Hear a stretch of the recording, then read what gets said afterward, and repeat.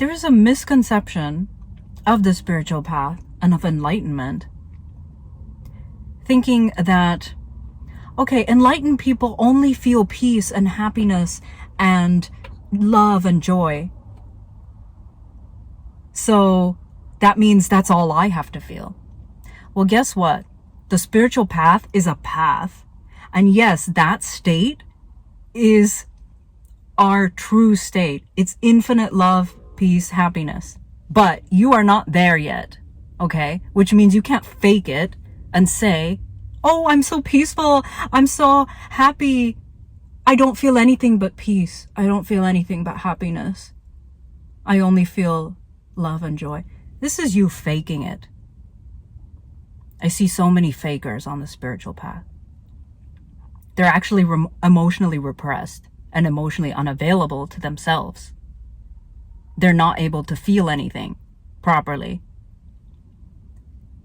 By teaching techniques such as, the body scan and breath awareness in the Buddhist tradition, Buddha, if he did actually teach these techniques, the whole purpose of it was not to do techniques. The purpose of it was to gain awareness, to be able to feel everything. You have to be able to feel. If you claim to be enlightened and you can't feel anything, as long as you're in this world, emotions will be generated. And yes, they will become lighter and lighter. But you don't start off that way. You start off completely numb and shut down and a frozen heart. You start to do the practices to melt that frozen ice around your heart. You start to feel everything. You become very, very sensitive, in fact. I am very sensitive to my emotions. I can cry very easily because I feel those emotions. So even a lot of subtle and nuance, I can feel it because my awareness has developed to a point that's more and more subtle. I can feel the reality within myself. So you have to, the next stage from being numb is to melt your heart and feel everything. And there's going to be a lot of pain and sadness and fear and anxiety. And we have to sit with that.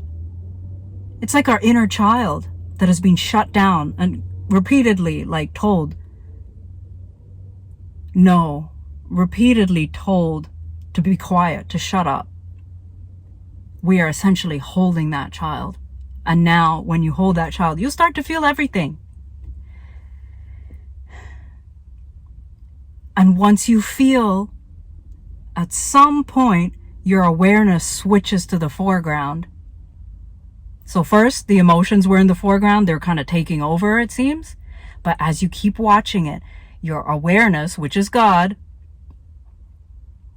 it starts to come into the foreground. And the emotions they're being watched because these are the ego's emotions. God is watching the ego. And when that happens, you become really present. You come into the present moment.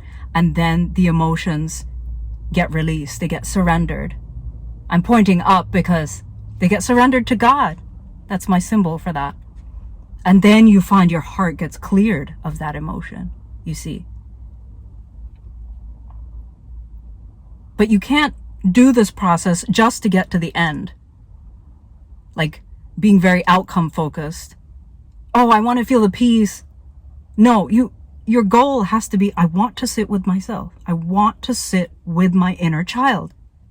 That's it. That's my only goal. And when I do that, God takes care of the rest.